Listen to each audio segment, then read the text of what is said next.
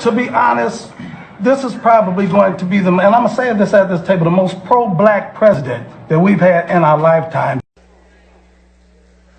So had that asked me, I would have said, before you praise this president for being pro-black, before you praise this president for caring about ethnic communities and marginalized populations, do your homework. Well, some of y'all didn't do your homework. They didn't do their homework. So let me tell you just a little bit of research, not just him personally, but also some of his policies. Perhaps before they went and sat at this table, they should have done their homework. Because if they had done their homework, they would have known that President Trump has ramped up mass incarceration by instructing Attorney General Jeff Sessions to revitalize the war on drugs. They would have known that of the 87 picks for federal judges, 85 have been white and just one has been black and one has been Hispanic. They would have known that President Trump supported the Department of Justice engaging in unlawful voter purges, making it difficult for blacks to go and vote. They would have known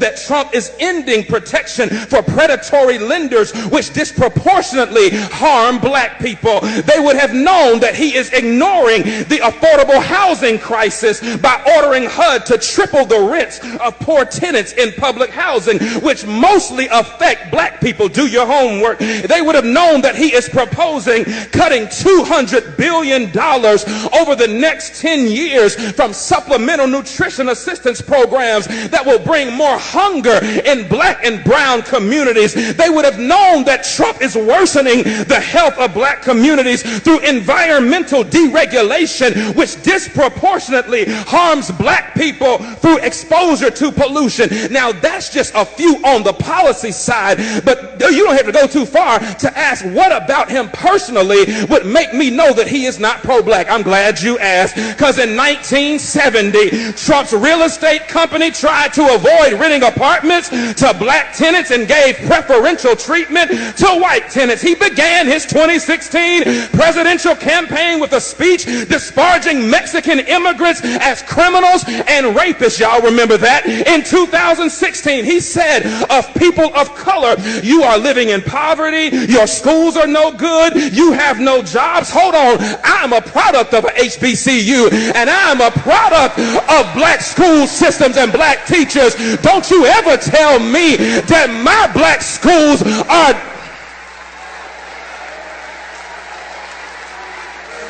Hold on, I ain't done. He says you have no jobs, so what do you have to lose from electing me? In 2017, Trump said 15,000 recent immigrants from Haiti all have AIDS, and 40,000 Nigerians once seeing the United States would want to go back to their huts in Africa. He spent years suggesting that the nation's first black president was not a citizen of these United States. He called Puerto Ricans who's criticized his administration's response to Hurricane Maria. He called them politically motivated ingrates.